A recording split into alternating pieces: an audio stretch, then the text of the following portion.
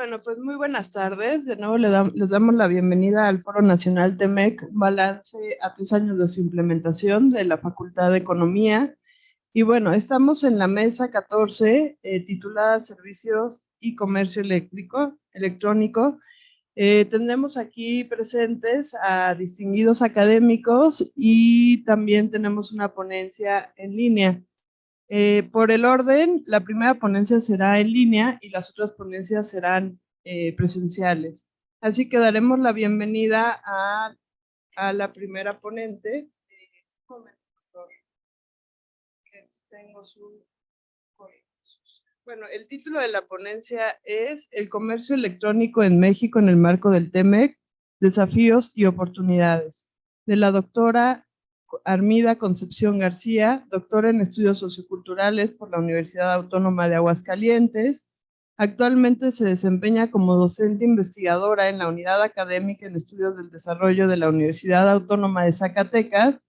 Ella es miembro del Sistema Nacional de Investigadores, es nivel 1, y desde el 2018 cuenta con el reconocimiento al profesorado con perfil deseable de la Secretaría de Educación Pública.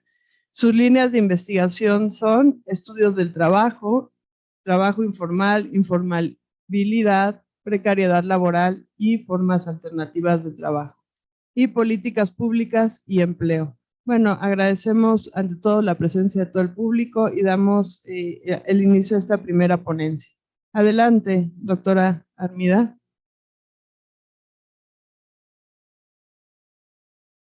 ¿Sí nos escucha?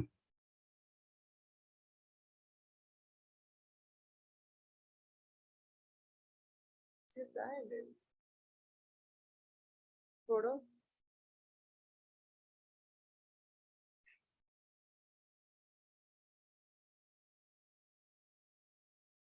Aún no llega.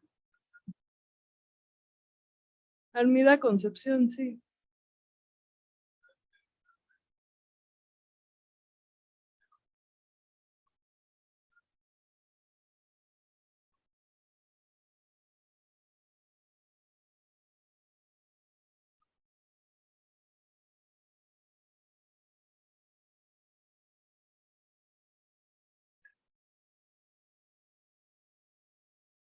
Sí, ¿tiene el audio ella? Gracias, les estaba diciendo precisamente que no me dejaba, Ya. no tenía el micrófono abierto ni la cámara, entonces aquí estoy desde hace ratito. No me deja abrir cámara, no me deja compartir y no me deja el chat. Buenas tardes, ¿cómo están? Buenas tardes, Armida. Hola. Sí, aquí estamos. Quisiera compartir mi pantalla y quisiera de repente enviar algún mensaje de chat, pero no me está habilitado para mí.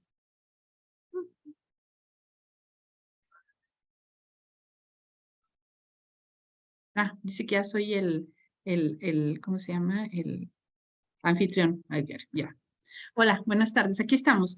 Déjenme comparto la pantalla para que puedan ver la presentación. ¿Sí me escuchan? Ok, ¿sí me escuchan? Sí, está todo correcto. Ok. Adelante, Armida. Espero que se vea la presentación. Me dicen, por favor, si se ve. Sí, ya se ve. Ok.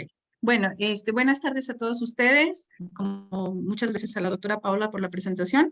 Estamos aquí desde Zacatecas con mucho gusto presentes en este Foro Nacional TIMEC y haciendo un balance a 3 años de que se ha logrado un poco de su implementación. Y hoy les voy a hablar muy, muy brevemente de lo que pues consideramos nosotros que son como los desafíos y las oportunidades, ¿no? En este sentido, ¿no?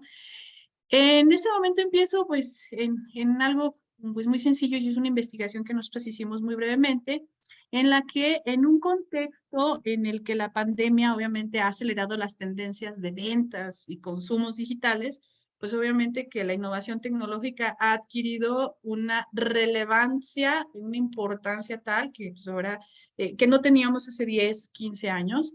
Y bueno, pues obviamente que en el COVID, con el cierre de establecimientos, pues fue bastante crítico durante la crisis sanitaria y eso hizo que tuviera un repunte en cuanto a esas, perdón, voy a empezar a admitir gente que soy, creo que yo la anfitriona, ¿no? Ok, aquí estoy. Bueno, la adopción obviamente de las tecnologías de información y de comunicación ha hecho posible que muchas empresas que tuvieron que cerrar durante el proceso de la pandemia, pues pudieran sobrevivir. Y también otra de las razones es que el comercio digital ha crecido exponencialmente en los últimos años, gracias a la facilidad de acceso y a la posibilidad de conectarse globalmente para ofrecer bienes y servicios. Y obviamente que para la academia y los investigadores es ¿cómo se llama? Perdón, es fundamental entender cómo, en mi caso muy particular, la informalidad impacta y las nuevas formas de trabajo impactan dentro de y gracias a las tecnologías de información y de comunicación, y cómo pues son modificadas y mantenidas ante las crisis económicas. Y es algo que creo que en el foro, en este tipo de foros también se deben de discutir, porque si se busca implementar, bueno, hay cosas que también se deben de reflexionar, ¿no? Y una de las de cuales es precisamente ¿cómo se llama? La informalidad digital. Quisiera hacer una pregunta. Me dice aquí que hay 4 personas que están en la sala de espera. No sé si alguien más que tuviera o pueda yo nombrar a un coanfitrión que pudiera darles entrada, o yo les doy entrada. Ustedes me dicen, ¿eh? Miren, ahí está. Ahí tengo otra. Bueno. Bueno, aquí vamos, pues. Entonces, continúo, perdón. Bueno, dentro del TMEC y el comercio electrónico, el marco de acción, su objetivo es incentivar el desarrollo y el comercio de servicios digitales. Obviamente que hay múltiples beneficios, entre los cuales podemos encontrar la reducción de costos operativos, la facilidad de comunicación, una mayor disponibilidad de productos y servicios, y obviamente que tiene una amplia posibilidad de desarrollar herramientas financieras para facilitar las transacciones a nivel global. En este sentido, como ya hemos visto, las plataformas electrónicas cobran una especial relevancia como herramientas para apoyar el comercio global. ¿Sí? Bueno, hablamos ahora del capítulo 19 que habla precisamente de este tema, la inclusión de un capítulo exclusivo de comercio digital en el tratado, lo que nos da cuenta de la nueva realidad en el comercio global. Se reconoce el crecimiento económico y las oportunidades que esto puede proporcionar a los países miembros de este tratado. Y, bueno, obviamente otros también. Con base en esta idea, obviamente que este tratado establece como objetivo permitir a los países que forman parte contar, que ese es en teoría el objetivo, uno de los objetivos, con un marco jurídico adecuado que promueva la confianza al consumidor y evite barreras innecesarias al comercio, que obviamente que esa es la idea, ¿no? Como sabemos, el comercio electrónico en los 3 países ha tenido un crecimiento descomunal, ¿no? Hablamos de que en México estamos hablando de aproximadamente 505 mil millones de pesos. ¿Y qué es lo que adquieren los mexicanos? Bueno, pues adquieren principalmente cuestiones de servicios y algunas cosas que promoverían en un momento dado el comercio entre las pequeñas y mediana industria y comercios. El 26% adquiere ropa y calzado, el 25% electrónicos, electrodomésticos y muebles, 12% compra o adquiere algún tipo de servicio y el 8% boletos de transporte, entre los cuales pues están los boletos de avión, etcétera, etcétera. Estamos hablando que la economía en Estados Unidos representa 384 mil millones de dólares y en Canadá pues 1.8 mil millones de dólares. O sea, y es como lo he dicho hasta el momento, una industria en constante, bueno, en constante crecimiento. El comercio electrónico está siempre en constante crecimiento. Aquí hablamos en México y vemos un poco del valor agregado bruto del comercio electrónico en una contribución porcentual, datos extraídos del Instituto Nacional de Estadística y Geografía, bueno, del INEGI, y vemos cómo ha ido creciendo y a partir del 2019 tuvo un fuerte repunte, el cual se ha mantenido y en el 2022 se mantiene un poco, incluso está un poco más alto, ¿no?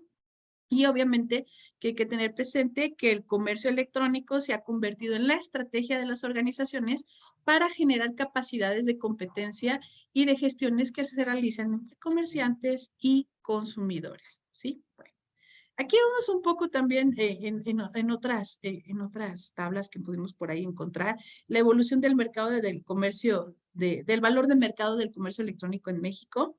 Y ahí tenemos también cómo ha ido, casi triplicó su valor en 4 años. obviamente que todavía en México al menos se concentra en el sector servicio.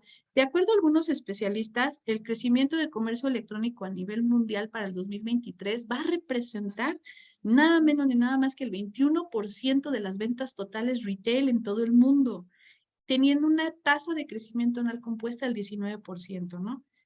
De ahí su importancia.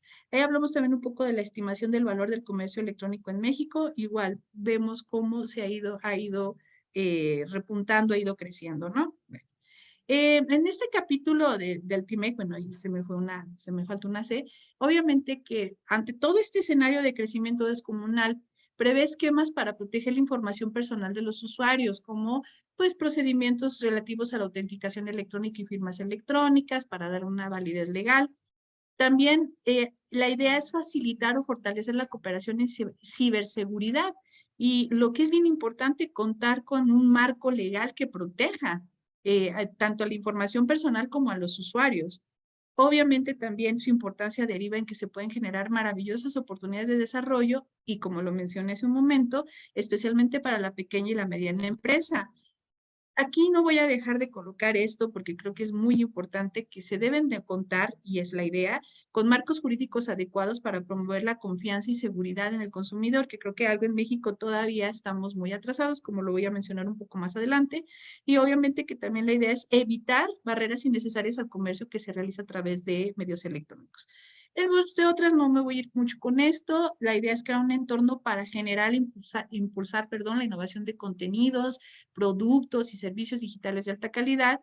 Otra cosa también que tiene muy buena este apartado es la idea de promover el acceso de personas con discapacidad a las diferentes tecnologías de información, además de que prevé el libre flujo de información. Obviamente que hay que tener especial cuidado con ello. Otra de las ventajas es que no exige que los servidores se ubiquen en uno de los territorios de los países del tratado como una condición. Y bueno, entre otras cosas de seguridad en las que no me voy a entretener un poco, ¿no? Pero ¿cuáles son los retos? Creo que lo que propone es bueno, lo que se propone es bueno. No podemos negar que el crecimiento va a ser constante y se va a ampliar en estos años. Creo que el comercio electrónico vino para quedarse y en muchos casos para sustituir muchas formas de comercio existentes. Pero creo que muchos de los retos que tenemos que resolver es que, aunque se habla en todo el apartado de la idea de tener un marco legal, en México es insuficiente y no tenemos todas las medidas de protección del consumidor en transacciones, financieras en línea. Y creo que por ahí todavía nosotros, al menos aquí en México, estamos en pañales como para competir con los otros dos países, ¿no? Otro problema que creo que también hay que poner en la mesa de discusión, y es uno de los retos, es que tenemos una enorme brecha digital en México, ya que hablamos de que aún y cuando hay más conectividad y hay más acceso a través de telefonía celular para adquirir productos y servicios, pues todavía estamos en una condición de desigualdad en relación a nuestros países pares en ese sentido.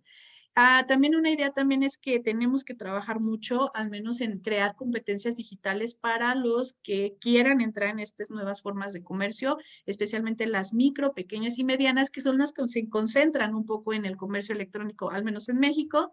Y obviamente que necesitamos tomar las medidas correspondientes o las compañías para procurar el cumplimiento de disposiciones y obligaciones que este tratado establece, lo cual también es un reto. Y bueno, la idea, y lo reitero, es que es muy importante que los tres gobiernos deberán aplicar esquemas legales para facilitar estas operaciones electrónicas, ¿no? Bueno, nada más otra también muy rápido, será necesario impulsar una cultura de comercio digital, ya que hay mucha desconfianza, hay muchas cámaras de comercio, muchas posibles empresas que pudieran aplicarse o entrar en estas nuevas dinámicas que obviamente que todavía no saben cómo ni para qué, obviamente que también hay que crear en esa sinergia. Y hay que también, y eso es muy obvio, los países de la región deberán de coordinar esfuerzos ante las amenazas o ataques que puedan surgir del ciberespacio, que ya se ha visto. Hace algunos años se vio cómo atacaron por ahí a Facebook y la caída representó una pérdida millonaria, ¿no? Entonces creo que sí es importante también mencionarlo. Y obviamente que aquí nosotros como académicos debemos entrar junto con el sector privado y los gobiernos de todos los niveles en el diseño de esquemas que impulsen de una manera efectiva el comercio digital. Y algo que quiero mencionar aquí es que, bueno, hasta ahorita el TIMEC lo que hace es que ponemos otra vez en la pirámide digital esas grandes empresas que son las dueñas, pues, de las plataformas en las que muchas veces se venden, y estamos creando también ahí monopolios que creo que también vale la pena revisar. Y bueno, es muy importante mencionar, ya no me quiero entretener mucho, la falta de profesionalización de los servicios, el desconocimiento de los elementos que ofrece la red virtual, estas deficiencias que tenemos también aquí en nuestro país de la logística de entrega y del mecanismo de devoluciones o de trato al cliente, así como sistemas de pagos tecnológicos que a veces la gente tiene miedo de asumir, son elementos que debemos de considerar para hacer una proyección sobre el futuro del comercio electrónico en México. No me voy a ir con esto un poco. Todo esto salió, todo esto que acabo de mencionar, a raíz de una investigación que realizamos en conjunto con un equipo de Brasil para revisar la informalidad digital, como le dije al inicio. Nosotros revisamos el trabajo de las jóvenes emprendedoras que se denominan, y yo creo que ustedes las han escuchado mencionar, nenis, que son en su mayoría amas de casa, jóvenes estudiantes, son en su mayoría mujeres, que realizan actividades domésticas y de cuidados no remunerados y que pues equivalen al 19.3 del Producto Interno Bruto Nacional. Y bueno, ellas al día aproximadamente venden 9 millones de pesos al día y tienen un alto valor por ahí, pues económico, pero pues, obviamente que es un comercio que se denomina informal, ya que pues muchas de las veces no sabemos cómo venden, qué venden y pero sí se han logrado hacer estimaciones al menos del monto que venden por día en medio de lo que ahorita está surgiendo y que conocemos como informalidad digital, ¿no? En ese sentido, bueno, solo pongo cosas que ustedes pues, ya saben, las pongo solamente a la discusión y son solamente notas que creo que se pueden considerar para evaluar en lo que estamos analizando en este foro. Muchísimas gracias. Y perdón si me extendí del tiempo.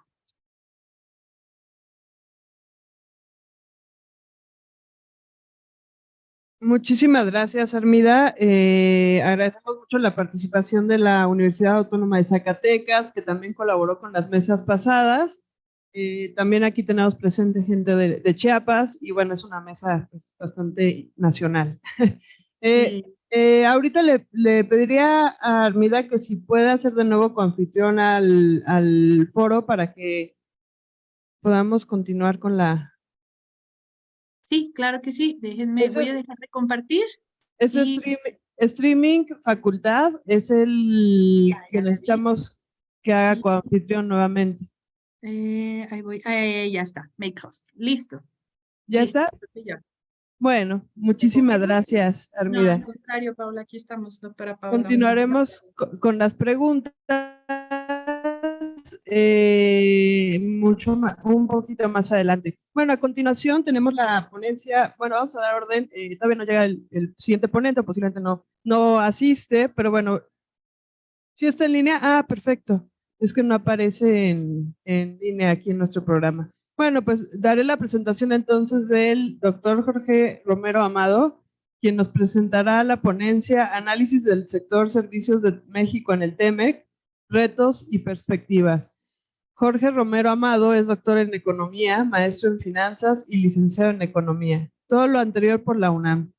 Profesor investigador de tiempo completo en la Facultad de Economía y en la Maestría en Desarrollo y Cooperación Internacional y del doctorado en Economía Política del Desarrollo de la Benemérita Universidad Autónoma de Puebla.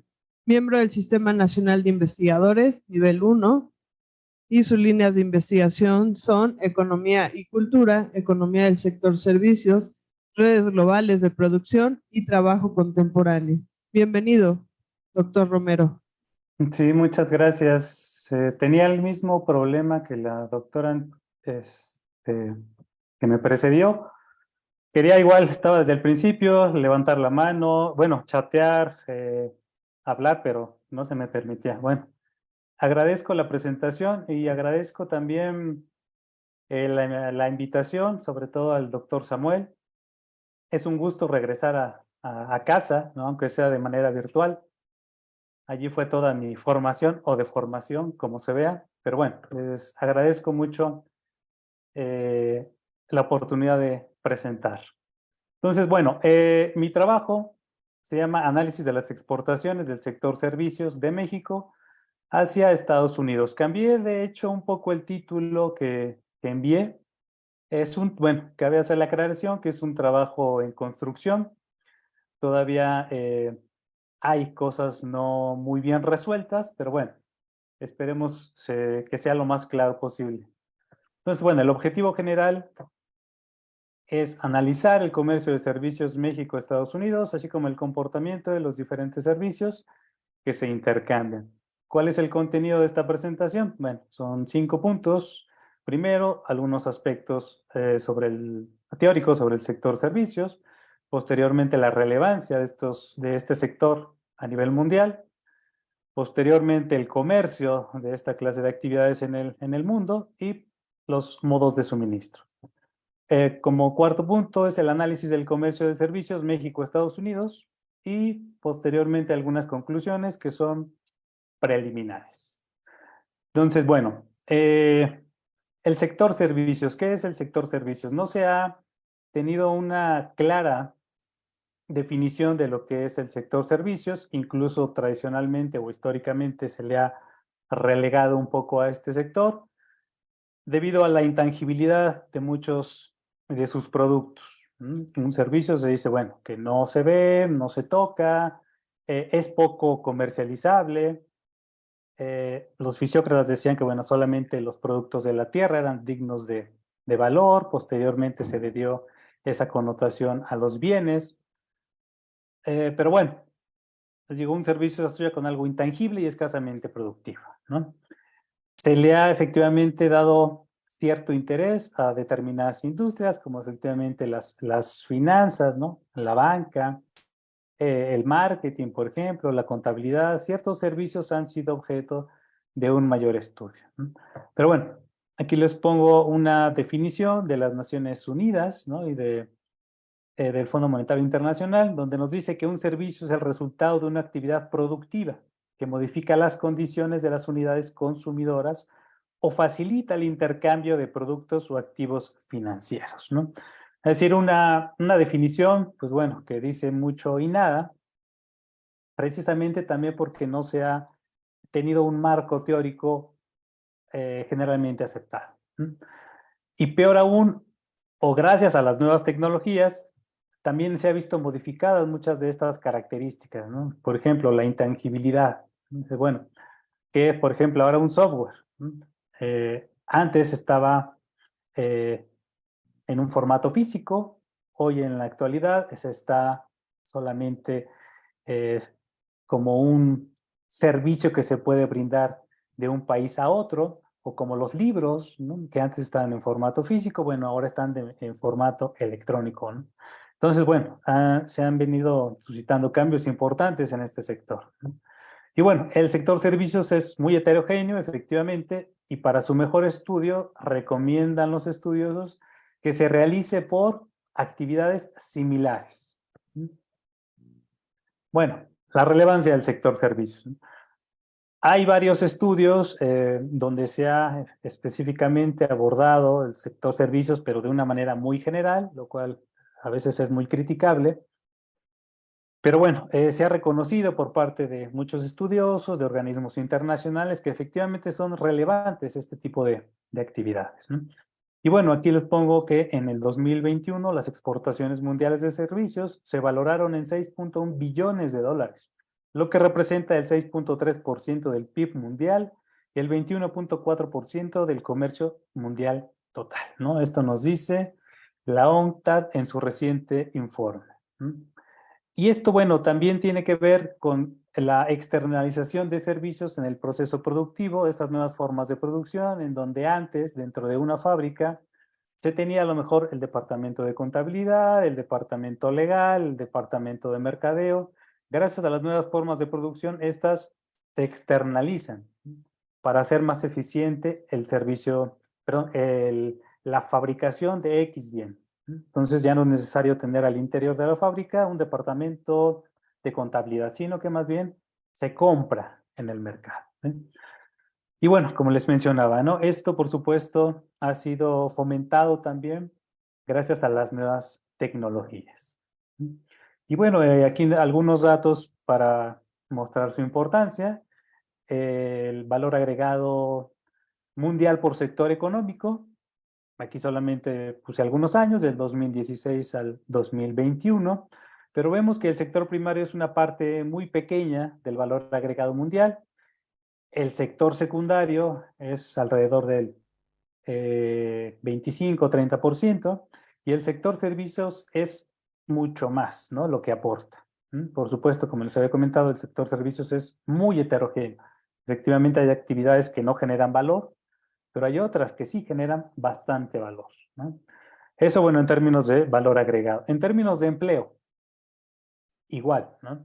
El sector primario aporta al total mundial del empleo poco más del 20%, le sigue el sector secundario, y quien más aporta al valor, perdón, al empleo mundial total es el sector servicios, con alrededor del 50% del empleo.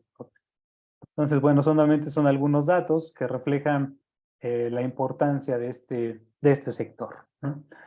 Ahora bien, vamos con el comercio de servicios en el mundo. Hay reconocidos cuatro modos, ¿no? El primero es el suministro transfronterizo, el segundo es el consumo en el extranjero, el tercero es la presencia comercial, y el cuarto es movimiento de personas físicas. Bueno, no me quiero extender mucho explicando cada uno de ellos, pero los más importantes en términos de exportación son el 1 y el 2. Y el modo 3, bueno, es la presencia comercial, ¿no? Por ejemplo, Bimbo, que es una translatina, bueno, se va a Chile, por ejemplo, ¿no? Entonces, la presencia comercial está allá genera ventas, tiene activos, etcétera, etcétera. Pero hay uno que los expertos han llamado el modo 5, que es la servificación. ¿Qué es la servificación? Bueno, en donde se encapsulan ciertos servicios en un producto. Por ejemplo, un teléfono celular, ¿no? Está el bien, ¿sí? Materialmente, pero dentro de ese bien existen determinados servicios, ¿no? El diseño, el software, las aplicaciones, etcétera, etcétera, ¿no? Entonces, los expertos dicen que es otra forma de exportación. Bueno, seguimos. El modo 3, aquí tengo una cita, nos dice: el modo 3 representa casi el 60% del total, mientras que el modo 2 representa algo más del 10%. La cuota del modo 1, que incluye una estimación para los servicios de distribución, se acerca al 30%. El modo 4 representa alrededor del 3% de la oferta total de servicios, ¿sí? Es decir, en términos generales, a nivel mundial, el modo 3, que es la presencia comercial, es la forma más común y lo que representa más en el comercio de servicios. Entonces, la presencia comercial o modo 3 se puede analizar utilizando las estadísticas de filiales extranjeras. Y bueno, esta variable regularmente se analiza de cuál es el valor de la producción, pero generalmente en todos los servicios se recomienda que sean más bien las ventas que se generan. Es decir, por ejemplo, lo que señale Bimbo, que es una transnacional, una translatina, como le llaman. Bueno, ¿cuáles son las ventas que Bimbo genera en Chile, por ejemplo? ¿Sí? Ese sería un indicador también de esta presencia comercial relevante. Bueno, ahora bien, como seguramente ya otros compañeros han expuesto, en México, la presencia comercial en Estados Unidos, pues básicamente para allá se va más del 80% de las exportaciones, ¿no? Pero, ¿qué representamos para Estados Unidos, ¿no? En términos de servicios, no somos el primer lugar, como México sí es el primer mercado. Bueno, como Estados Unidos es el primer mercado de México, ¿no? Para Estados Unidos no somos el primer mercado, ¿sí? Al menos en términos de servicios, ¿sí? Como vemos, somos el octavo mercado, ¿sí? Entonces, sí representamos una parte muy pequeña para Estados Unidos en términos de servicios. Bueno, en cuanto a las exportaciones,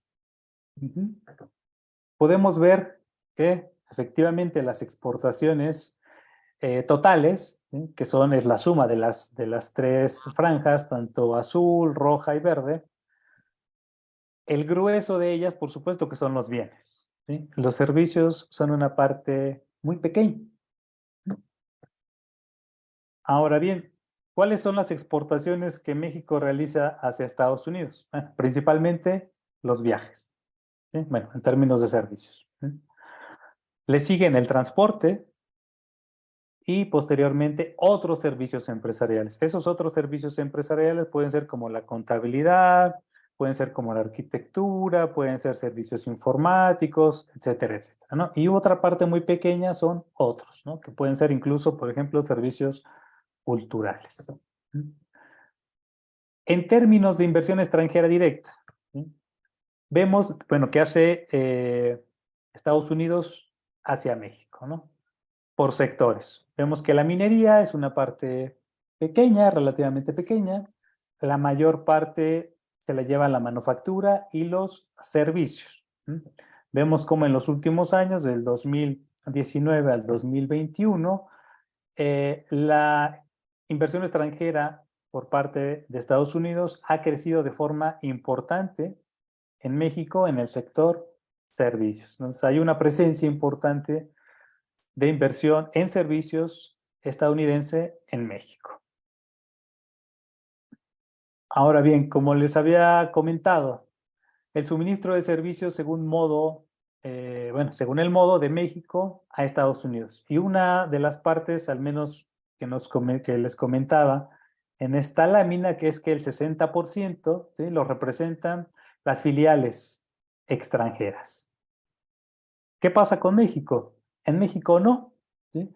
Vemos que las líneas azules son las exportaciones totales de México de 2016 al 2021 y las franjas rojas representan las ventas de las filiales de empresas mexicanas en Estados Unidos. Vemos que efectivamente ha habido un aumento, tal vez muy pequeño, ¿sí?, pero año con año ha ido aumentando. No hay datos para el 2021 y 2022.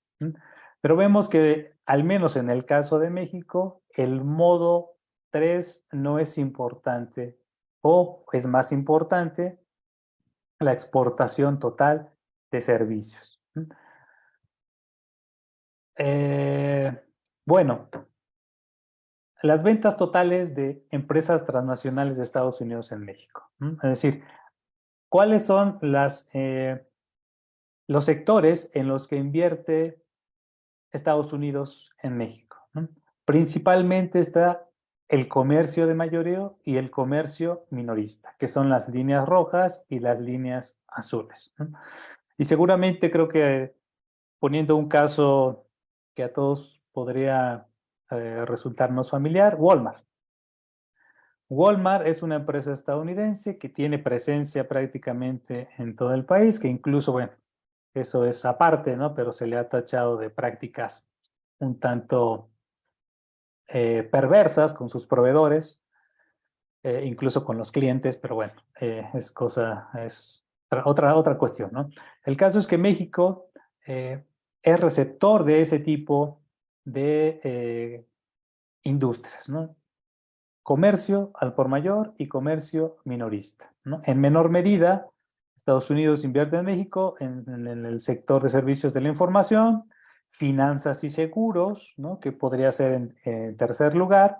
Y en quinto lugar, pues está, bueno, dependiendo del año, los servicios profesionales científicos y técnicos. Entonces, bueno, ya como algunas conclusiones preliminares, ¿sí?, los servicios son una parte relevante de las economías actuales en términos de valor agregado y empleo, solamente por poner dos variables, ¿sí?, pero efectivamente es un sector muy heterogéneo. Otro, los servicios están cada vez más presentes en las redes de producción y eso se debe a la liberalización de los mercados y a las nuevas tecnologías, ¿no? De hecho, bueno, se dice que México se va a ver beneficiado por el nearshoring, de lo cual también seguramente ya han hablado otros compañeros con bastante amplitud. Existen retos importantes en la forma de contabilizar determinados servicios para una mejor valoración de los mismos. Efectivamente, todavía no hay instrumentos certeros que tomen en cuenta la comercialización y la contabilidad de los servicios. ¿Ha habido avances? Sí, pero todavía se está en revisión de varios instrumentos contables para, a nivel mundial incluso, para tratar de hacer un mejor análisis de este sector.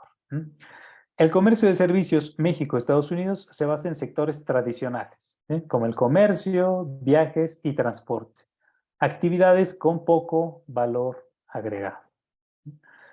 Y por último, el comercio vía filiales de empresas mexicanas en Estados Unidos es menor que las exportaciones totales de servicios, por lo que existe un leve interés del empresariado mexicano de abrir nuevos establecimientos en el vecino país, a pesar de que es un mercado con alrededor de 40 millones de mexicanos, ¿no? Hay algunas estimaciones que dan esa cifra. Entonces, Estados Unidos tiene una importante migración mexicana y eso podría darles un mercado importante para los empresarios mexicanos que deseen instalar fábricas allá o negocios.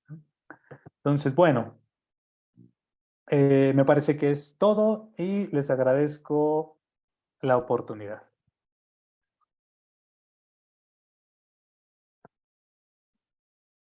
Bueno, agradecemos mucho al doctor Jorge Romero Amado por esta interesante propuesta de análisis del sector de servicios de México y a la Universidad, la UAP.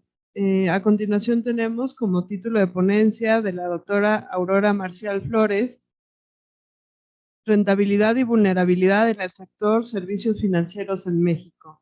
Ella es doctora en Economía por la UNAM y maestra en Estudios Sociales, Economía Social por la UAM Iztapalapa. Pertenece al Sistema Nacional de Investigadores en el nivel candidata a investigadora nacional. Es miembro de la Red Temática de Investigación de CONACYT, Innovación y Trabajo en la Industria Automotriz de México, Red ITIAM, y de la Red Académica Global para el Estudio de la Industria Automotriz, GERPISA. Sus líneas de investigación son mercados financieros, inversión extranjera directa, financiarización e industria automotriz. Actualmente se desempeña como docente en el Centro de Educación Continua de la Facultad de Economía de la UNAM y en el Instituto de Estudios Superiores de la Ciudad de México, Rosario Castellanos. Bienvenida, Aurora.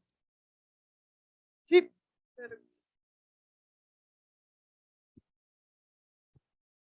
Gracias. Buenas tardes, muchas gracias a todos por su amable asistencia y también a nuestros oyentes en las redes sociales. Bien, ya presentaron el título de mi ponencia, Rentabilidad y vulnerabilidad en el sector servicios financieros en México. No avanzo sin antes agradecer al comité organizador, doctor Samuel, doctora, gracias por el espacio que nos proveen para compartir nuestros trabajos. Y bien, voy a proceder con esta ponencia que se va a desarrollar en 4 segmentos principales, algunos antecedentes sobre el tópico de la ponencia, entorno actual y vulnerabilidad global, rentabilidad y vulnerabilidad en la zona del TEMEC, y al final ese interrogante que ya ustedes verán si son conclusiones o todo lo contrario. Entonces, voy a avanzar en este aspecto. Me parece a mí muy relevante que que nosotros abordemos, si nos interesa el estudio de los servicios financieros, del sistema financiero en general, tratar de entender cómo ha sido el desarrollo de este sistema en México y cómo se ha insertado en la dinámica de los mercados financieros globales, pero en particular con Estados Unidos. Tendríamos que remontarnos a la década de los 70, en que cobra auge la deuda externa en México y cómo, como parte de una política monetaria de Estados Unidos al final de la década de los 70 y también el incremento de los precios del petróleo hacen que el endeudamiento de México se haga impagable. México se declara en moratoria, levanta las manos y dice técnicamente debo, no niego, pago, no tengo. Entonces, entran allí el pánico de los pocos banqueros en los que estaba en manos la deuda externa de México. En ese entonces se tenía un conocimiento pleno de quiénes eran los dueños de esa deuda de México, a quién le debía México, y había, pues, tenía nombre y apellido, ¿no? Se sabía perfectamente bien a quién se le debía y cuánto. Ante esta situación de impago, entran en escena los esquemas de renegociación de la deuda. Hay que reestructurar la deuda y nace así, no digamos que nace, pero sí cobra un dinamismo relevante, inusitado, histórico para ese entonces, que es el mercado de los bonos. Renegociación de la deuda a través de los bonos que da origen o da una relevancia, una dinámica real al mercado de bonos y todo lo que eso implica, que implica la posibilidad de generar y de apropiarse de ganancias financieras en un mercado naciente con un pobre o un incipiente mercado financiero mexicano, y la posibilidad de apropiarse de estas deudas financieras y trasladarlas al país, en este caso al principal mercado, que es Estados Unidos. Después vienen las políticas de liberalización financiera, que técnicamente en México se traducen en pasar a esquemas de tipo de cambio fijos a tipos de cambio flexible. Y nuevamente aparece un mecanismo que da origen, en este caso, a un mercado que no existía entonces en los circuitos financieros, por lo menos de México, el mercado cambiario. Y nuevamente tenemos ahí otro espacio en el que se pueden generar y apropiarse de ganancias financieras y mandarlas quién sabe a dónde. Pero vemos cómo el mecanismo de la deuda externa ha servido de terreno fértil y muy buen espacio para poner en función o dar desarrollo al mercado o al sistema financiero mexicano, comparado entrelazado y también comparado con un mercado tan avanzado como el de Estados Unidos. Entonces, desde esa década nosotros estamos entrelazados con un sistema financiero, el mexicano incipiente con el de Estados Unidos, y que eso nos va a permitir dimensionar por qué tanto interés ha tenido también este capítulo 17 de servicios financieros a raíz de los tratados comerciales. Ya había sido objeto de atención en el Telecán, ahora con el TEMEC cobra una nueva relevancia en distintos foros, en la prensa, en los circuitos políticos. Se ha hablado de la relevancia de la atención que ha tenido este sector en esta nueva versión de Tratado de Libre Comercio, pero que también ha venido acompañado de por supuesto, del adoctrinamiento teórico que sirven de fundamento a la implementación de todas estas políticas. Un adoctrinamiento neoliberal que nos dice y nos ha convencido de que, en primer lugar, la deuda externa es necesaria porque nosotros no tenemos recursos suficientes para financiar nuestro crecimiento económico, pero también que además la internacionalización de los servicios financieros pretende favorecer la implantación de sistemas financieros más estables y eficaces. O sea, de raíz ya dan por hecho que el sistema financiero es estable y es eficaz.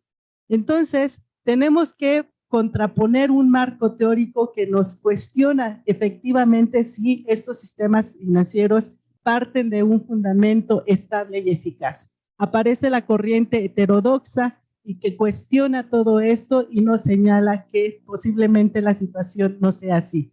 En el terreno estoy citando a uno de los principales corrientes de la teoría heterodoxa, que nos dice que los procesos que conducen a la inestabilidad financiera son una parte ineludible de cualquier economía capitalista. Es decir, el capitalismo es inherentemente defectuoso.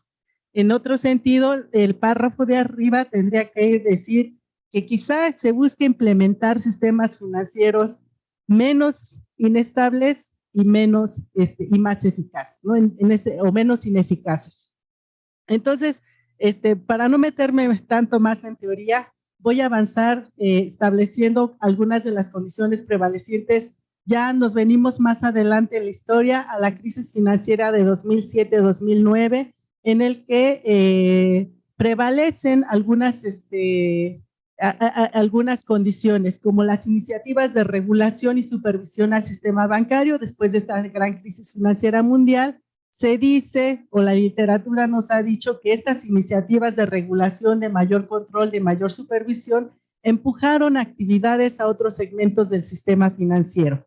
Se prolonga un periodo de tasas de interés baja y las condiciones financieras se tornan laxas. ¿Qué ocurre en este contexto? Un fuerte crecimiento de las entidades financieras no bancarias. Son las siglas que vienen en el párrafo de abajo, entidades financieras no bancarias, y que se dice que estas entidades financieras no bancarias, también de las que ya nos habló un poco los ponentes anteriores, cambiaron sus inversiones a activos de mayor riesgo en busca de mayores rendimientos. En un contexto de tasas de interés baja, hay que tomar mayores riesgos. Así, de esta manera, los activos financieros en manos de estas entidades en el mundo pasaron del 40 a casi el 50% en total.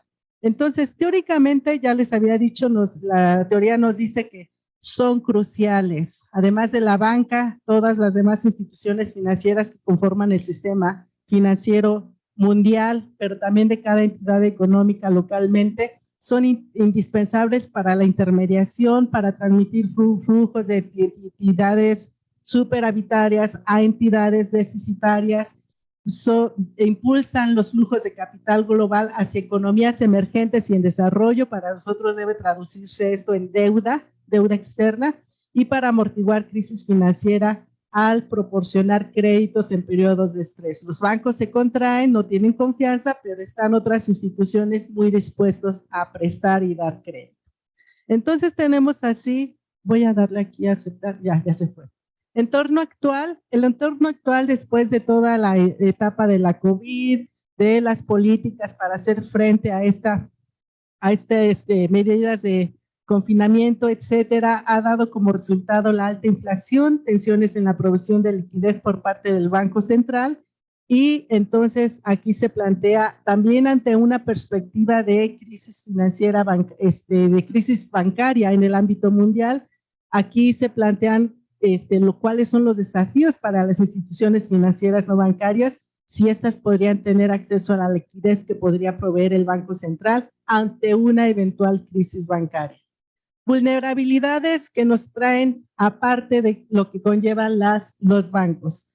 Esta proliferación de entidades financieras no bancarias, pero que hacen muchas de las actividades de los bancos, presentan un elevado apalancamiento financiero. En un momento vamos a abordar eso para las personas del público, nuestros estudiantes. Cuando hablamos de apalancamiento financiero, en términos muy generales, muy generales, se trata de en qué medida se encuentra endeudada una institución en relación con sus activos totales. Dicho de otra manera, si una empresa tuviera que pagar una deuda mediante la venta de sus activos, ¿cuánto podría o para cuánto le alcanzaría pagar la venta de sus activos el pago de la deuda que tuviera? Entonces, eso es lo que entendemos grosso modo como apalancamiento. Los mecanismos y los tecnicismos podrían variar entre una institución y otra, pero a grosso modo es ese, nivel de endeudamiento a pasivos totales. Entonces tenemos también otro factor de vulnerabilidad, es altos niveles de interconexión de entidades financieras no bancarias con las entidades financieras bancarias, entidades poco reguladas o nada reguladas con entidades que sí están reguladas, y cómo todo esto puede poner en jaque ante una eventual crisis. Entonces, me regresé aquí.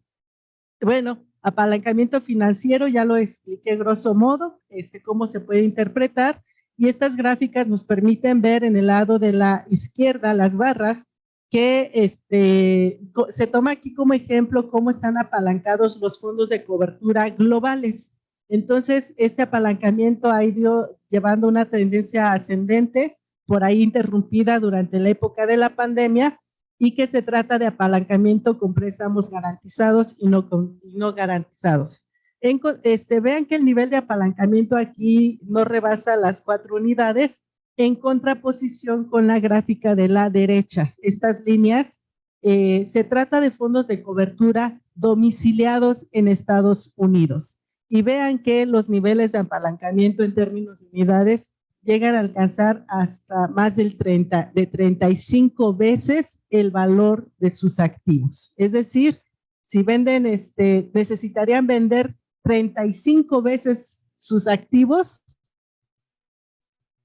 para poder pagar su deuda. Entonces, esto es un factor de vulnerabilidad muy, muy fuerte en los ámbitos de los circuitos financieros. Esta otra medida conocida como apalancamiento sintético, aquí, para no meterme en tantos tecnicismos, nada más podemos decir que los bancos y las instituciones financieras no bancarias obtienen mucho más apalancamiento basado en derivados que los intermediarios y las empresas no financieras. Deuda a través de instrumentos de derivados. Bien, el otro factor de vulnerabilidad que nosotros tenemos presente en el ámbito mundial son desajustes de liquidez, y que esto ha traído en el origen se encuentra como factor de la crisis financiera bancaria en el ámbito mundial. La liquidación diaria de activos cuando hay falta de liquidez puede ocurrir a precios que no reflejan su precio de liquidación. Así los diferenciales generan vulnerabilidad y desajustes de liquidez y corridas incrementan la vulnerabilidad. Es decir, cuando están estas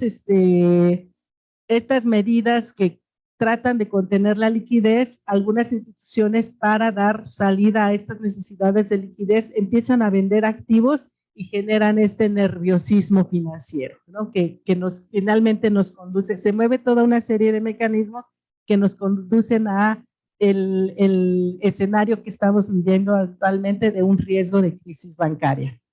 Espirales de liquidez, como lo que les expliqué aquí. Y bueno, nosotros debemos de aterrizar de alguna manera u otra en el Telecán o en el TEMEC, territorio TEMEC, y las implicaciones para nuestra área de libre comercio. En este sentido, yo me voy a centrar hablando de instituciones bancarias, financieras no bancarias, también en el surgimiento de las famosas fintech. ¿Qué son las fintech? Innovación tecnológica, vamos a entenderlo de manera general como innovación tecnológica, que por cierto, esta innovación tecnológica no surge de los circuitos financieros, surgen en otros sectores de la economía, pero se aplica a las operaciones de financiamiento. Innovación tecnológica aplicada a la oferta de servicios financieros mediante plataformas como páginas web, aplicaciones y redes sociales, y quizá esto nos ayude a entender por qué los bancos siguen siendo sujetos de hackers, de caídas, plataformas financieras que están vulnerables también por ahí en el aspecto tecnológico. Bien, aterrizando un poquito en el terreno TEMEC, y porque me quedan 5 minutos tan rápido, siento que acabo de empezar, pero bueno, se ha hablado mucho de los principales disposiciones que incorpora el TEMEC en relación con el comercio digital, de los servicios financieros en general, pero que está muy enfocada en la atención del comercio digital. Y aquí pongo en negritas 3 que yo creo que deberían ser de principal preocupación.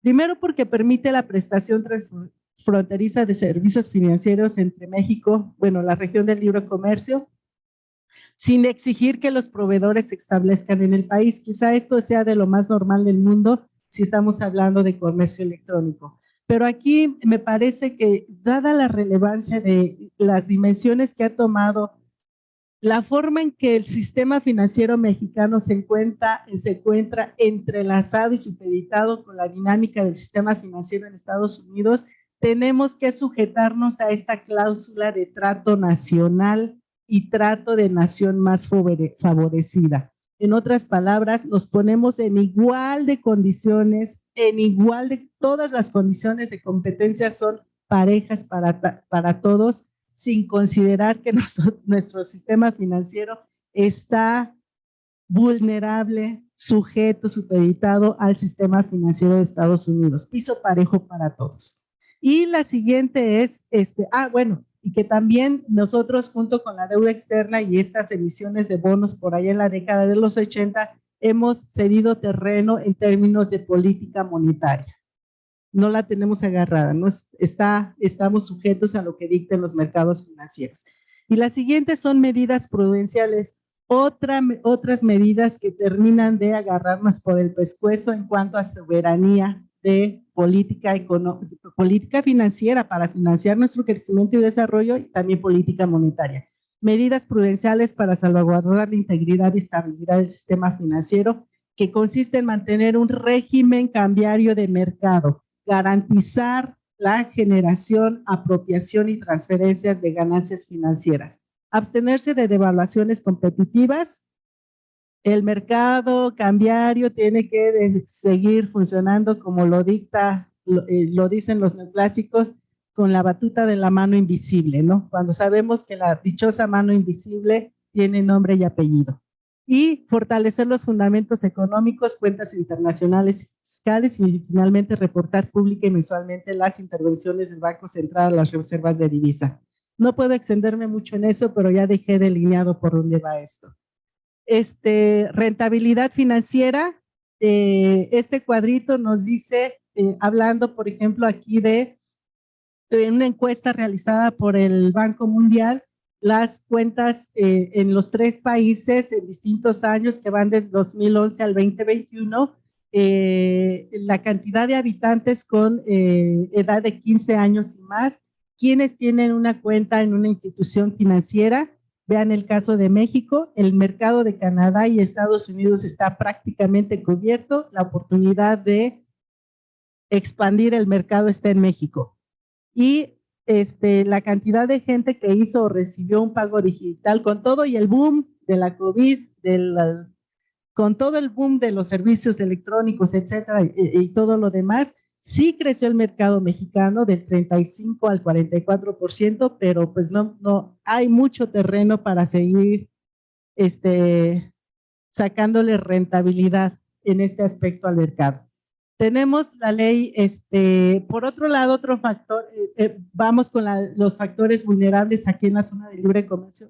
Doctora, ¿ya me pasé? 2 minutos, ok, para ir cerrando.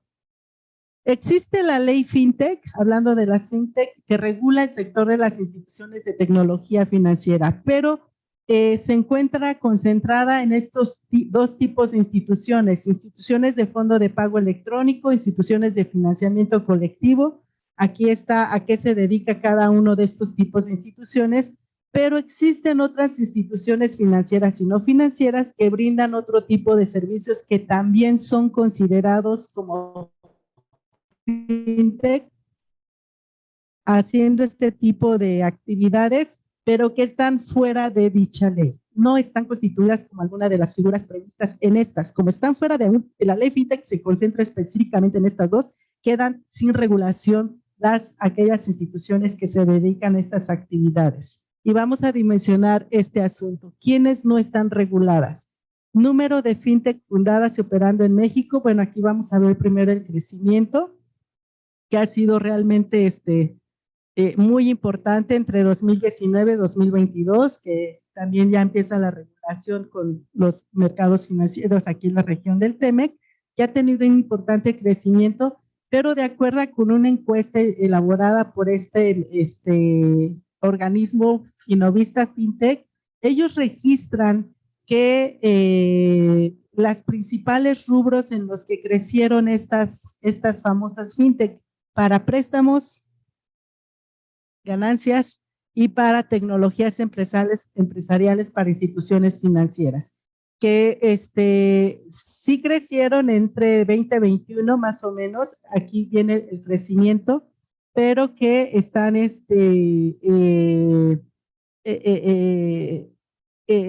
sigue presentando importantes terrenos para la generación de ganancias en estos sectores. ¿Cuál es el estatus y tipo de entidades financieras bajo las que operan las FinTech que requieren regulación?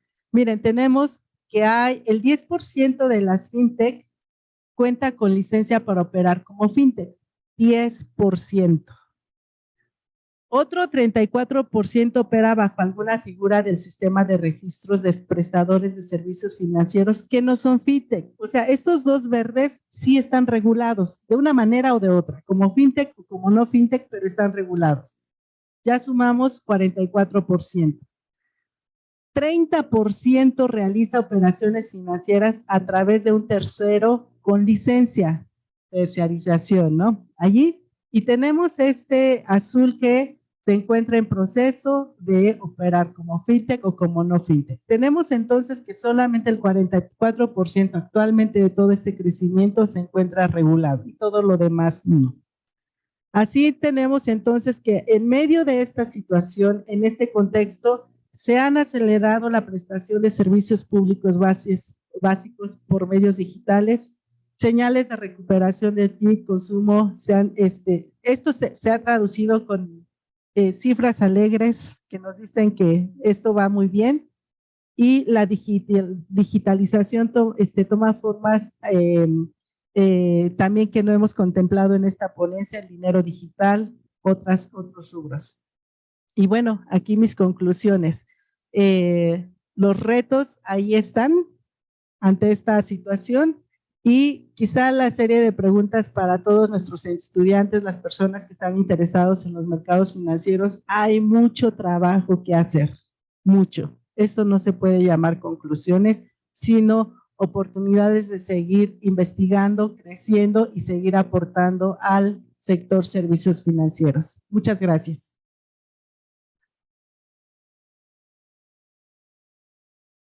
De acuerdo con las conclusiones de Aurora, muchísimas gracias, Aurora, por tu participación. Interesantes los datos y toda la reflexión en torno a estos servicios financieros. Daremos ahora la oportunidad de presentar al doctor Fernando Hernández Pérez e Idalia Guadalupe Ruiz Aguilar, quienes son docentes de asignatura de la licenciatura en Economía en la Facultad de Ciencias Sociales, Campus 3, de la Universidad Autónoma de Chiapas, desde agosto de 2011. Ellos desarrollan la línea de investigación, desarrollo, comercio internacional e inversión extranjera directa. Son licenciados en Economía con el grado de maestro en Ciencias del Desarrollo Rural Regional y maestro en Ciencias de la Educación. El título de la ponencia es Comercio de Servicios Modernos en México, CSM, Alternativa para la Inversión Extranjera Directa en el marco del TEMEC. Bienvenidos. Gracias, un saludo desde acá a los organizadores, al doctor Samuel, y por la invitación. También una disculpa por temas administrativos de la facultad, no pudo llegar la compañera Idalia, pero bueno, estamos aquí para presentar el trabajo que le hemos llamado Comercio de Servicios Moderno en México, una alternativa para la inversión extranjera directa. Como bien nos han clarificado y mencionado los compañeros que nos antecedieron, el comercio de servicios ha sido un poquito marginado desde el punto de vista de la contabilidad. Pasamos a la siguiente, por favor. La siguiente ponencia tiene como objetivo desarrollar estos 3 puntos, bueno, 4 con conclusión. Una tiene que ver con servicios modernos y el comercio internacional, una clasificación emergente. El comercio internacional a nivel mundial, tradicionales versus modernos, cómo se comercializan los servicios modernos, la evolución del comercio y servicios modernos versus tradicional, y en el 2 tenemos que ver el comercio internacional en México, tradicionales y modernos. Y la 3, el destino de la inversión extranjera directa en México, que es lo que nos llama al TECMEC, que suena interesante, y 3.1, el marco regulatorio, y algunas conclusiones preliminares, porque estamos trabajando todavía un tema mucho más allá de la ponencia. La siguiente, por favor. Como hemos escuchado con los compañeros, acá tiene que ver con la evolución del proceso de globalización. Ya los antecedores, el primer ponente nos decía que una de las primeras fases de la globalización tiene que ver con la evolución de en este caso de los viajes y el transporte, que dieron como una tercera ola, quitando a cabo del comercio internacional. Esta tercera ola impulsó el flujo y la creación de los call centers como la primera medida de, vamos a decirle así, de cambio. Luego tenemos recientemente el tema del surgimiento de las innovaciones tecnológicas y el Internet, que viene en la época de los 90, coincidentemente con la consolidación de los acuerdos del GATT y de los acuerdos sobre comercio y también sobre comercio de servicios. Y nuevamente, a partir de el 2010 viene una polémica, y lo han dicho también los compañeros, es cómo estamos contabilizando el tema de comercio de servicios en México y en el mundo, ¿no? Y a partir de ahí, el Fondo Monetario Internacional en el 2010 plantea una actualización del manual de balanzas de pago, que se conoce como el manual de balanza de pagos sexta edición, donde hace referencias de cómo hay que ir contabilizando y recogiendo datos sobre el comercio. Particularmente en el capítulo 10.1 hace unas breves clasificaciones, ¿no? A partir de ahí, en el 2017, la Comisión Económica para América Latina y el Caribe, la CEPAL, comienza a introducir el concepto de comercio de servicios modernos y el comercio de servicios tradicionales, ¿no?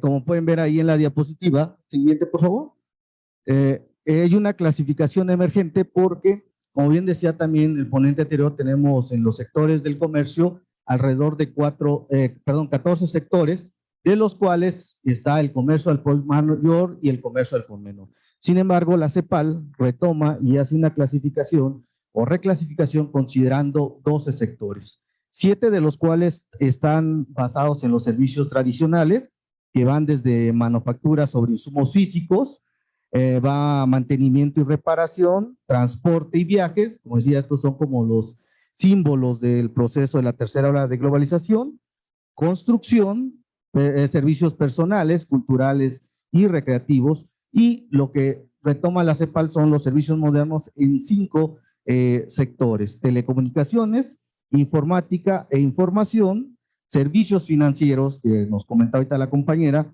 que va enfocada a las fintech, servicios de seguros y pensiones, cargo por el uso de propiedad intelectual y otros servicios empresariales.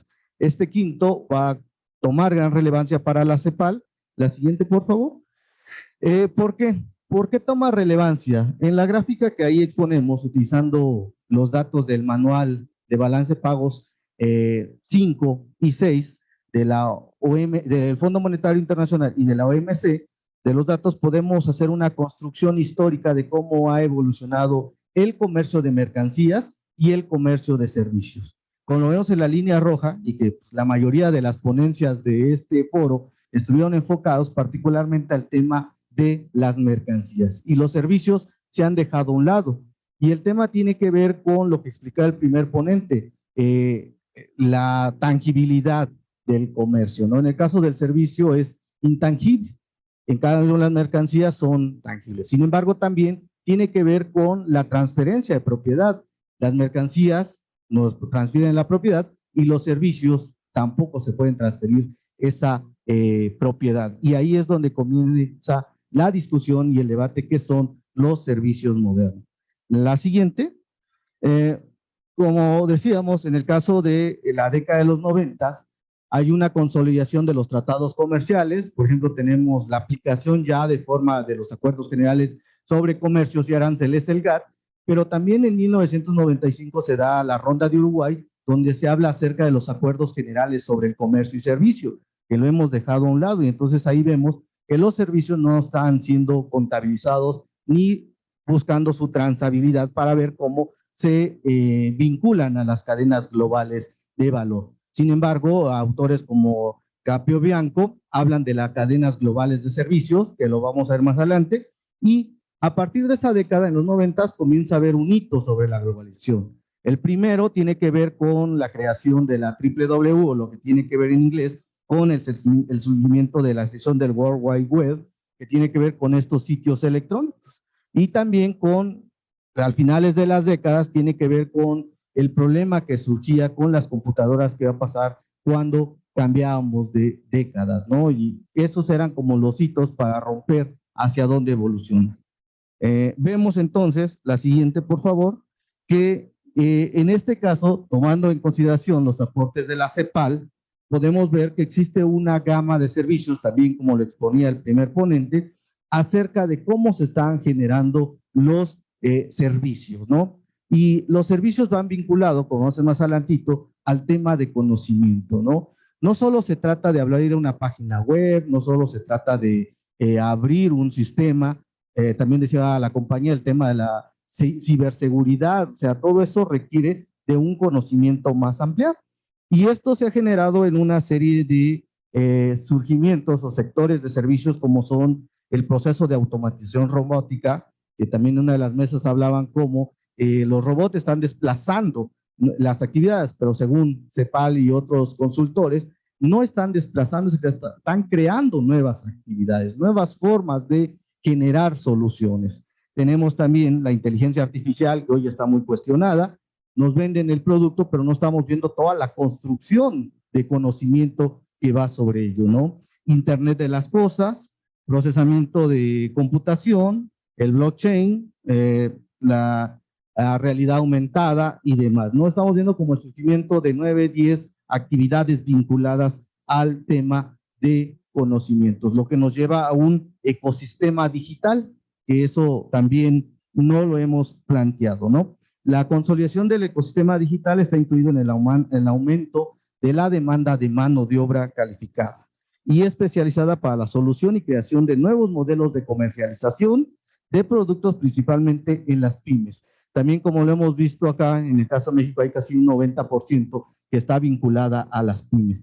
Y ahí hay un detalle, porque muchas pymes entran a la comercialización electrónica, pero de ahí llegan y desaparecen. Entonces la pregunta es el por qué, y muchos de ellos tienen que ver con este ecosistema, ¿no? También quiero ahondar en este tema, tiene que ver con una forma de generación de conocimientos especializados. También hay una controversia sobre la creciente competitividad que plantea China.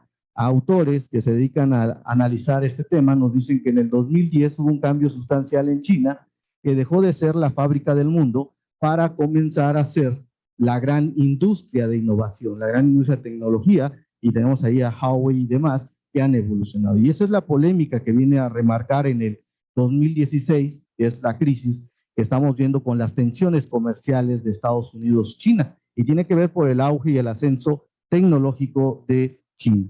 Entonces, viendo esa parte, nosotros nos preguntamos, ¿qué sucede entonces con la clasificación de comercio moderno y, en este caso, de comercios de servicios tradicionales?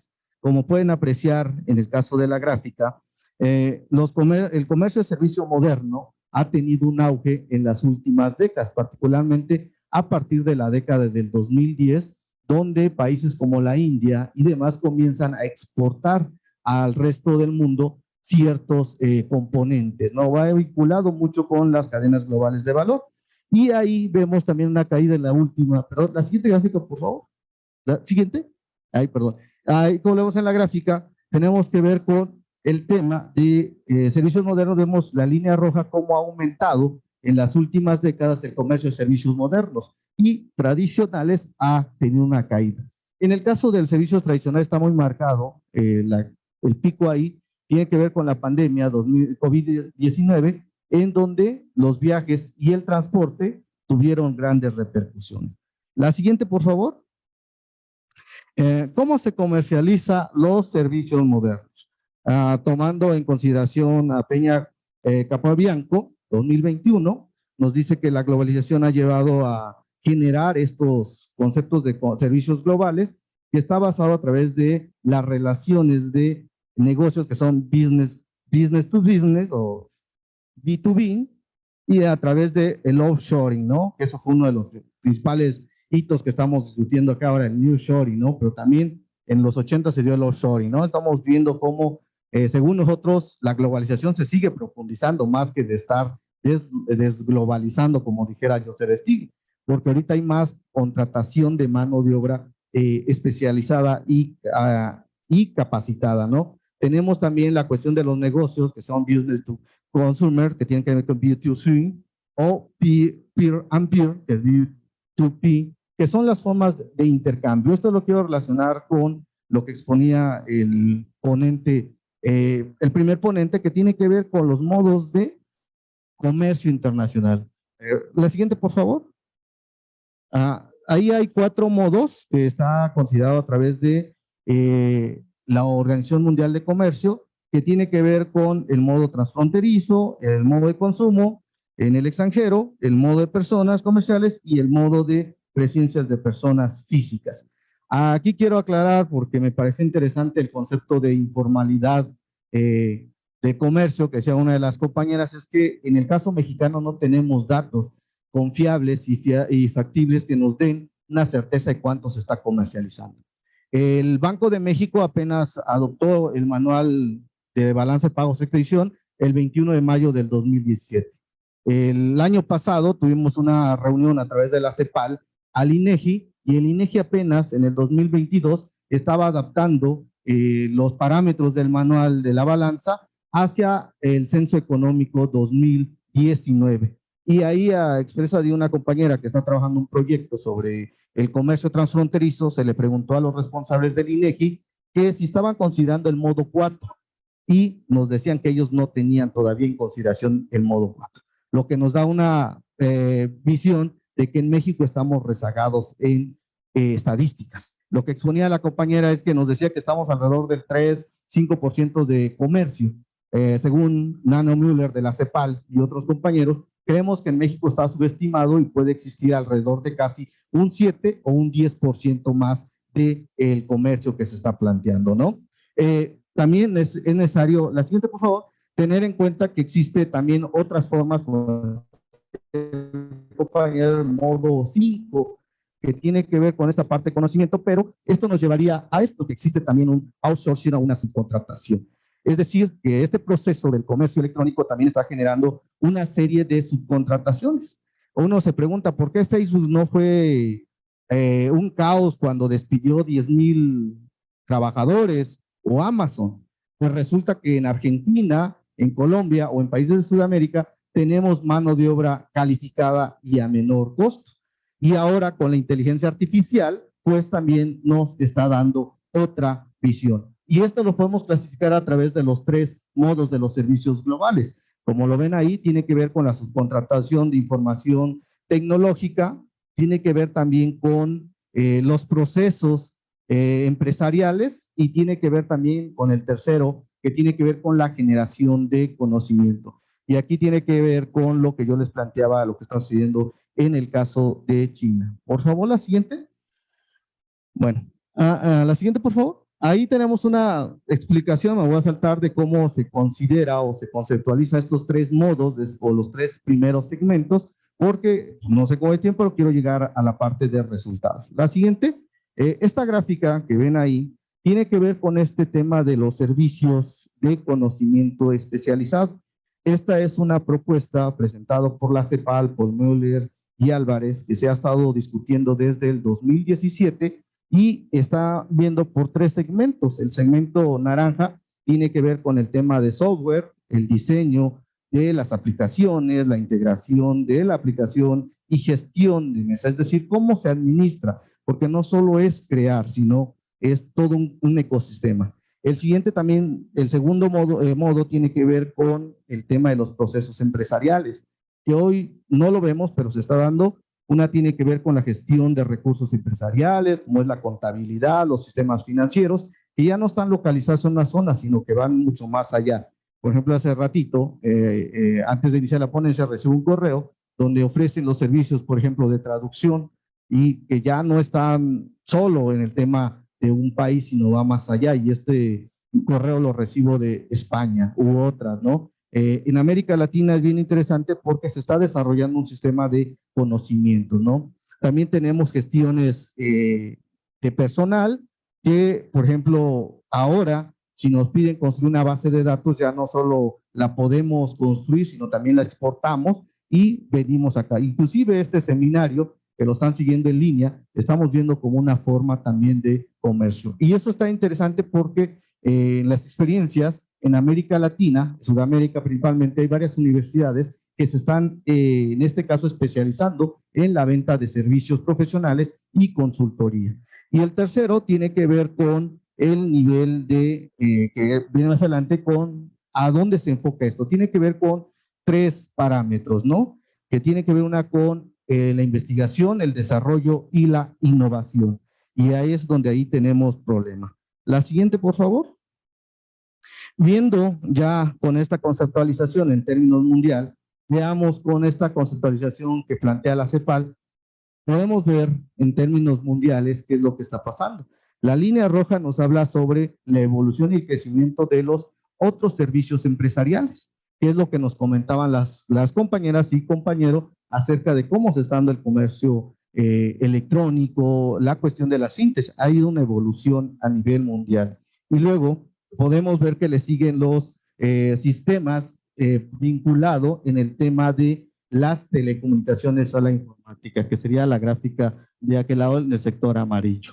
Y luego vemos el sector financiero, que es la violeta, y que vemos que también va en crecimiento, son 3. Y en el caso de los servicios modernos, pues ahí vemos, no es ahí los viajes, vemos la caída como está marcada, y luego tenemos también el tema de transporte. El caso del tema de transporte está vinculado particularmente con las cadenas globales de valor. La siguiente, por favor. Llegando al caso de México,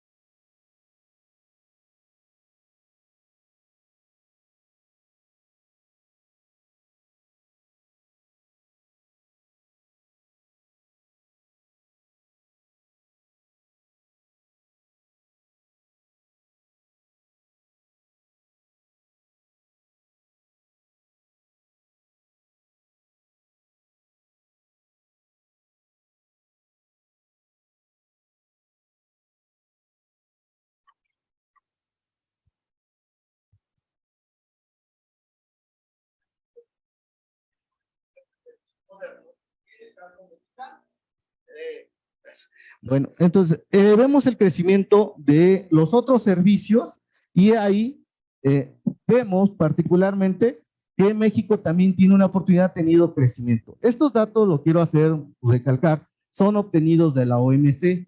También podemos recurrir a la BEA, al Buró de Economía de Estados Unidos, y nos da un grado de segregación. La OCDE en México, cuando buscamos la información de México, solo nos aparece México en términos generales. No tenemos la segregación de datos que necesitamos.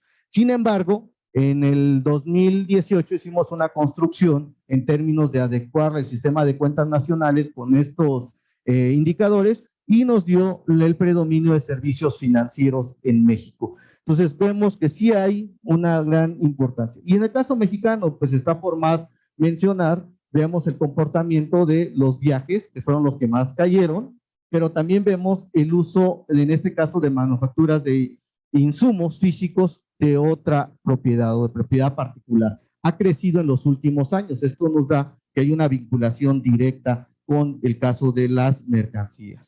Bueno, teniendo el caso de las fintech, ahí vemos cómo ha crecido del 2019 a 2022 en México. O sea, tenemos oportunidad y ha crecido. Esto según Finovista, Fintech, que es un radar que tiene, vemos cómo han crecido pasando de 200, en 2019 a 640 en el 2022. En el caso mexicano, cambiando, ¿por qué creemos que es importante, que es una alternativa para la inversión extranjera? Ya vimos el tráfico de datos, ya vimos el tema de las fintechs, tenemos las dos startups más dinámicas, las famosas unicornios en México, pero no sabemos cuánto estamos contabilizando, transalizando de esos datos. Y eso es interesante.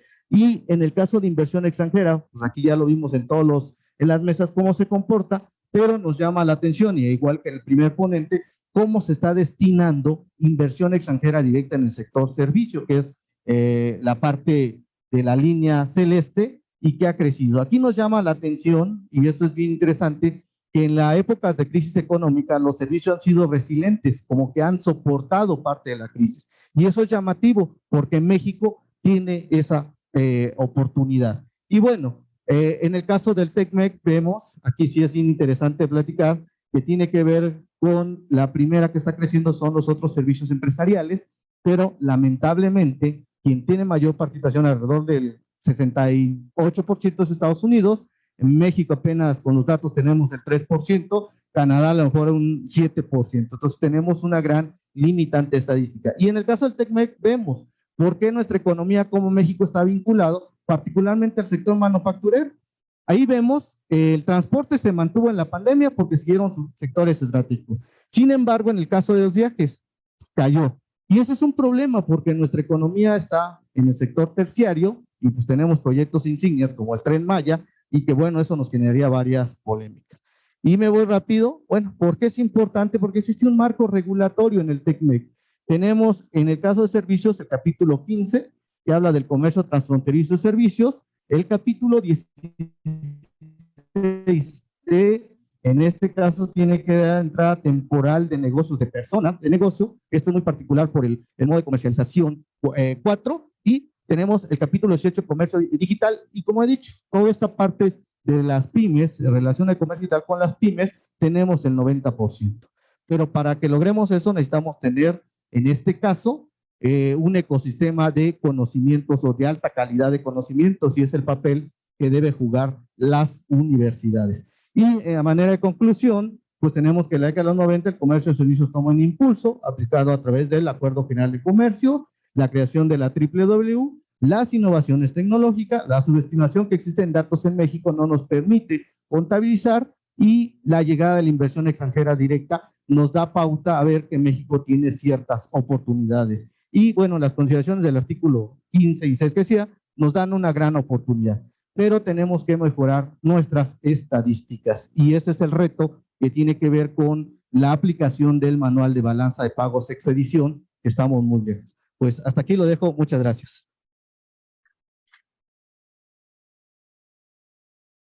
Muchísimas gracias a nuestros dos ponentes.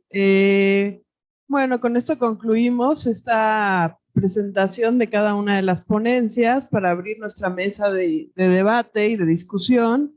Así que estaría abriendo ahorita la mesa para cualquier pregunta o comentario que quieran hacer a los ponentes. Si alguien tuviera alguna participación por el momento. ¿No?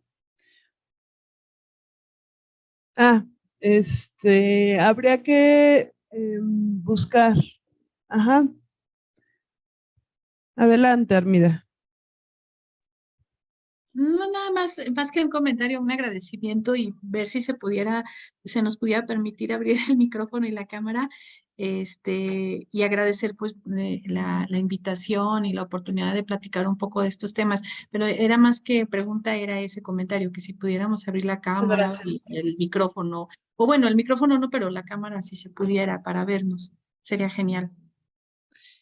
Claro que sí, vamos a ver si se puede hacer esta apertura. Bueno, para iniciar, bueno, a mí sí me gustaría hacer algunos comentarios y apuntes de esta mesa con el fin de que empecemos alguna discusión para que participen cada uno de los ponentes con unos entre 2 y 5 minutos. No, la primera propuesta que presenta Armida a mí me parece sumamente amplia y también reflexiva en cuanto a las necesidades que tenemos ahorita para ampliar nuestros sectores, nuestros sectores productivos y sobre todo los sectores de trabajo que hemos impulsado a partir del TEMEC. Como ya se mencionó en una mesa pasada, el TEMEC pues tiene 3 años apenas de duración. Básicamente los datos con los que contamos y muchos de los datos que se reflexionan aquí por cada uno de los ponentes tienen que ver con este enlace con el TLCAN y también con el TEMEC. Hace una reseña, Armida, a mí me parece que es muy bueno, ¿no? Reflexionar esto a partir de la pandemia que va a acelerar y va a ser una transición de estos servicios que estamos recibiendo de forma electrónica, sobre todo también con los datos que nos presenta Aurora, que son muy ricos, ¿no? De ver cómo ha aumentado, por ejemplo, los servicios electrónicos bancarios a partir de la pandemia. Vemos la diferencia, ¿no? A mí me parece que esto es muy importante en cuanto a la reflexión. Vemos la diferencia entre 2 países que son Estados Unidos y Canadá y México para el uso de estos servicios bancarios y, bueno, otros servicios electrónicos. La innovación es parte de este proyecto, creo que tiene mucho que ver también con estas industrias que ya reflexionamos en la mesa pasada de la producción de bienes intangibles, ¿no? ¿Cómo vamos a mejorar este tipo de producción? A mí aquí, bueno, me gustaría partir de una primera duda para Aurora, que es justamente cómo estas fintech parten, ¿no? Si bien ellos no están invirtiendo en este desarrollo y en esta innovación, cómo ellos generan este valor agregado y cómo introducen estas innovaciones a los sistemas bancarios. Esa sería una pregunta para Aurora. La segunda pregunta tendría que ver también con este desarrollo dentro de y sería una pregunta general, si ha habido una aceleración de estos servicios electrónicos como respuesta a la pandemia y si lo vemos como algo positivo o algo negativo para el desarrollo de la economía mundial y sobre todo la economía regional, viendo los comparativos que México pues básicamente ha crecido muy poco en los índices, mientras que Estados Unidos pues ya tenía este desarrollo básicamente previo, ¿no? Entonces, el impulso aquí, desde mi consideración, sería ratificar que si México es básicamente el único país que ha avanzado, a partir de esto se ha ampliado este mercado, o también ha habido una ampliación de tecnologías en los Estados Unidos. La última pregunta sería también reconocer que si estos servicios que básicamente se desarrollan entre la economía de México y Estados Unidos siguen siendo predominantemente los tradicionales, ¿cómo podemos nosotros impactar para el desarrollo de otros servicios que no sean tradicionales? Me parece uno de las cuestiones más importantes, el modo 4 que ya reflexionan en la última ponencia, que es la presencia de personas físicas, que realmente en el Tratado de Libre Comercio, pero sobre todo en los acuerdos migratorios entre México y Estados Unidos, sobre todo, hay una vinculación de cómo aceptar a profesionistas mexicanos altamente calificados con base en estos acuerdos. Pero aquí se ve que no hay una presencia realmente importante. ¿Esto qué indicaría para el desarrollo de estos servicios? Por ejemplo, personal médico, si lo vemos desde la pandemia, el personal médico no fluyó, pero sí hubo un intercambio de bienes y de insumos como fueron básicamente pues, las vacunas, ¿no? que llegaron a México y otro tipo de servicios, pero que no tienen la presencia de personas físicas. Bueno, básicamente serían estas mis preguntas, ampliando si alguien más quiere agregar algún otro comentario y si no, darles espacio a los ponentes para sus respuestas y sus conclusiones finales del foro, empezando como lo hicimos la vez pasada, desde el último ponente para darle la posibilidad de reflexionar. Primero con el comentario de Fernando Hernández Pérez. Pues muchas gracias.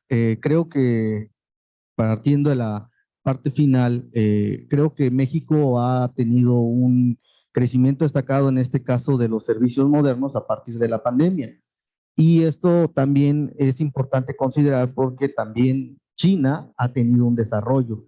Estados Unidos sigue predominando en el tema de conocimientos y lo hemos visto en las otras mesas. Y esto es interesante porque aquí nos llega la pregunta, ¿qué estamos haciendo en las universidades? Ahora tenemos competencia con inteligencia artificial, tenemos competencia ahora con este modelo híbrido que estamos llevando a la conferencia, que podemos acceder a diversas universidades.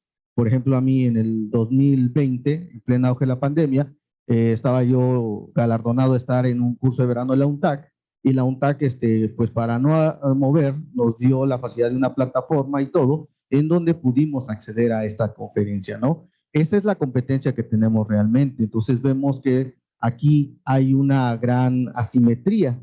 Y esto también en los servicios modernos hay una crítica también de personal de CEPAL, perdón, en donde dice que estamos nuevamente reinventando o reviviendo los temas de el desarrollo a partir del centro-periferia, que todos los conocimientos de innovación vienen del centro hacia la periferia, que nos está haciendo como maquiladores tecnológicos. Es decir, abro mi Face, estoy haciendo comercio electrónico, abro mi PlaceMate, pero no estoy viendo todo este ecosistema. Y este ecosistema, pues ahorita lo estamos discutiendo porque tiene que ver no solo con la digitalización,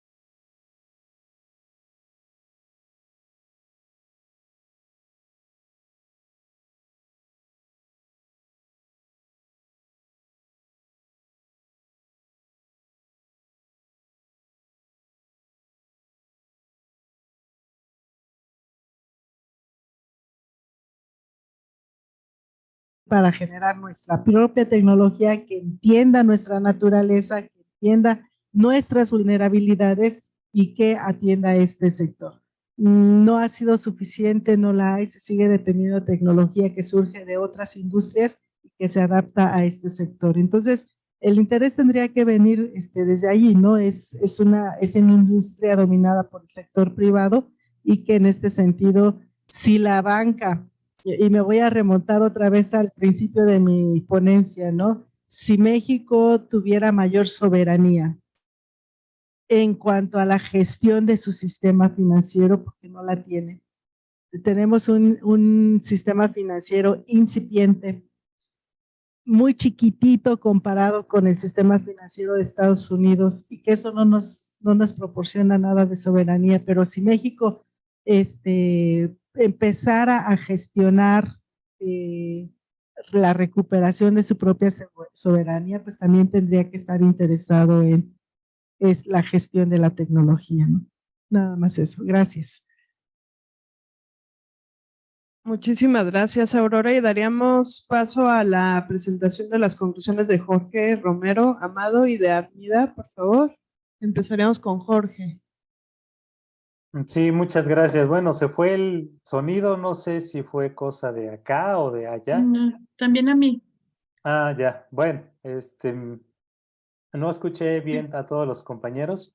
Sí, nos escuchamos aquí, los escuchamos. Ah, bien. Bueno, solamente algunos comentarios breves respecto a lo que mencionas. En términos de servicios modernos, en el marco del TMEC, me parece que no hay oportunidad de prestar servicios o que se reconozcan los estudios que se realizan en México por parte de Estados Unidos. Incluso, hablando en términos de escuelas en la Facultad de Economía, bueno, y también aquí en la UAP, nos formamos con libros estadounidenses de economía. Pero el economista formado en México no es reconocido por Estados Unidos, por ejemplo, ¿no? Entonces, si nos formamos con base en el mismo material, pues creo que sería lógico que nos reconocieran como economistas. Sin embargo, me parece que no hay un interés. Básicamente lo que le interesa a las empresas transnacionales, no solamente estadounidenses, sino de otro país, es la mano de obra barata. Entonces, me parece que podemos tener personal especializado, pero a las empresas que vienen y se instalan acá, no les interesa, ¿no? Les interesa más bien la mano de obra rutinaria. De hecho, los puestos importantes o gerenciales los emplean ciudadanos de estos países que vienen a instalarse, ¿no? Un caso específico, por ejemplo, acá en Puebla es Volkswagen, Audi. Estas empresas transnacionales, el personal directivo lo ocupa ciudadano extranjero, ya sea alemán, estadounidense, europeo, X.